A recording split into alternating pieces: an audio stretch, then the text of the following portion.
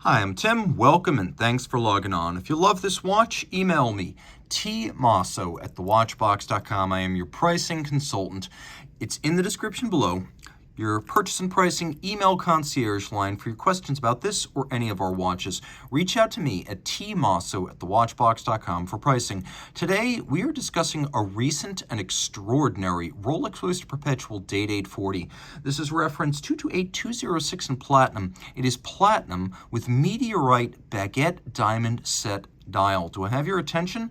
Well, follow me here. This is an unbelievable watch, and you can see with the Rolex crown between Swiss and made, this is one of the latest variants of the Day-Date 40. Even though the model's been around since 2015, this is much more current. As the name implies, 40 millimeters in diameter, only 12.1 millimeters thick.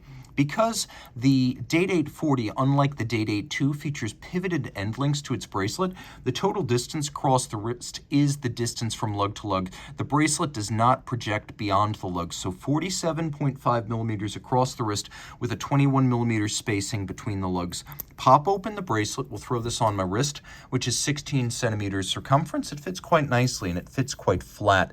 It's a dress watch, though being anti-magnetic shock resistant and 100 meters water resistant, it's also a sports watch. You can see how flat it is and also how narrow across the wrist, nowhere near the edges of my wrist. You could easily wear this watch on a wrist of 14 centimeters circumference or smaller. Taking a look with a conical bezel and a low profile, it easily slides underneath a dress cuff. The watch is massive. That's due to the solidity of the Rolex bracelet. All solid, thick gauge links, a thick gauge folding clasp, and of course Rolex uses a solid case back. That solid disc of platinum is like a precious metal coin. Everything about this feels several sizes larger. It is just massive and awe-inspiring. The President bracelet has been part of the Day-Date since the original debuted in 1956, and while the watch is often nicknamed Rolex President or Presidential, that's just a nickname due to its often illustrious and sometimes infamous ownership history. But the bracelet truly has always been named the President, just as the watch has been named the Day-Date.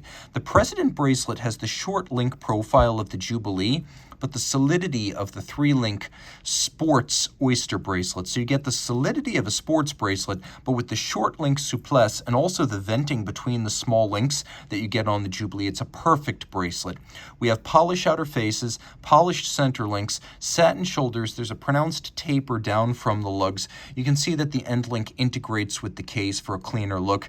And then inside every one of these bracelet links, we have a ceramic coated pin. This was trialed on the platinum version of the Day-Date 2. On the Day-Date 40, every version and every metal gets those ceramic coated pins because the gold of the link can't wear down the ceramic coated pin. This ends Rolex bracelet stretch dead. That is a thing of the past. It's not an issue on these. We have removable links fixed by screws, and we have many of them, and they're small, so you're going to find the right fit. Internally, the clasp is media blasted and polished, and again, thick gauge platinum used here.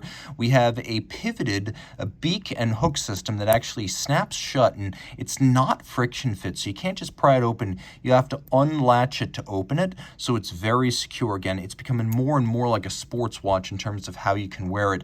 Polished case, all high gloss. You can see all the way around, no satination except on the case back. We have a twin lock crown in platinum, because Rolex gives you a symbol on each crown that tells you the material and the type. A twin lock in platinum is 1 dot.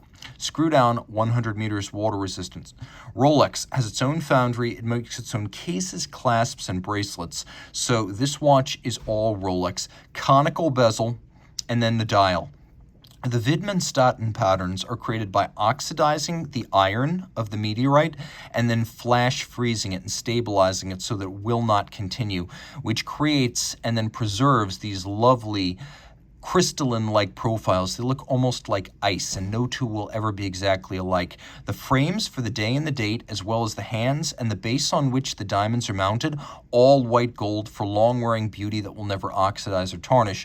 And then the diamonds themselves are graded using an optical scanner to ensure that the clarity and the color is identical from gem to gem, so there's no gradient across the dial. It is a super upscale look, and I've always said Rolex gem set dials are often one of the most agreeable ways to use diamonds on a man's watch.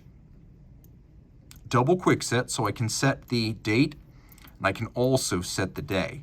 There's also a hacking or stop seconds function. The movement inside is Rolex manufactured caliber 3255.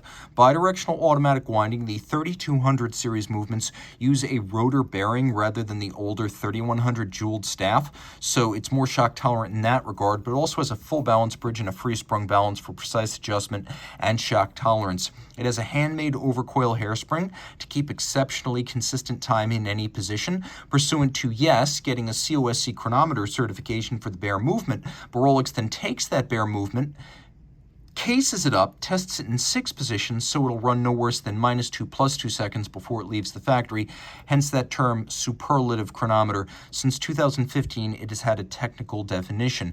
It's a 4 Hz movement that pivots on 31 joules, and that hairspring is niobium zirconium blue oxidized for stability. It is highly anti-magnetic alloy that effectively makes every thusly equipped Rolex watch mille Gauss anti-magnetic and much more beyond that. And of course, Rolex making every part of the movement, including its own Paraflex shock protection, even the lubricants that are used on the movement itself. Rolex, the ultimate vertically integrated manufacturer. If you love this watch, reach out to me. I am T Mosso at thewatchbox.com. And one more detail I know you're going to ask, the power reserve is 70 hours, courtesy of the Leica-formed Chronergy escapement, and contrary to the 3100, we have a thinner mainspring barrel wall that allows a more massive and energetic mainspring. This watch is simply full of detail refinements.